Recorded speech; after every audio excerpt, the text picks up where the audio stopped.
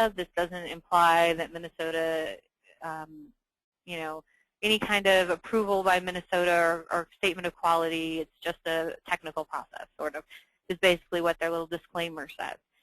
Well, you have promised when you receive that letter from the state of Minnesota that you will, in fact, put that information in your catalog. And so you need to have a process by which you can ensure that that's followed through. And my advice is always that you need to have a process that is transparent enough that if you're not there next year, that process continues to exist. And so you want to really have a full set of documentation. You want to be very clear about what agreements you have and have not made with states and what restrictions you've agreed to.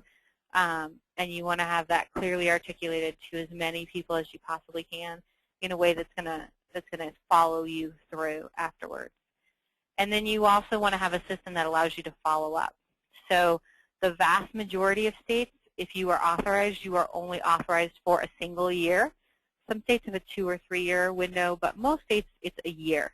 And so you want to make sure that next year you're not going to have to go through this and recreate all of this documentation and recreate all of this process, but that you have a clear spreadsheet of something that you can go to and say, okay, these states, it's June and we need to come back to these states and send off this paperwork again, or there's a renewal paperwork, or we have to send a new check, or whatever that process is that will allow you to follow up and be able to move forward.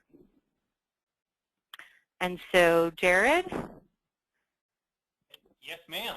Okay, so that's kind of the end of that discussion. Wonderful. While you were talking, we had several people that were sending us questions, and I think we have about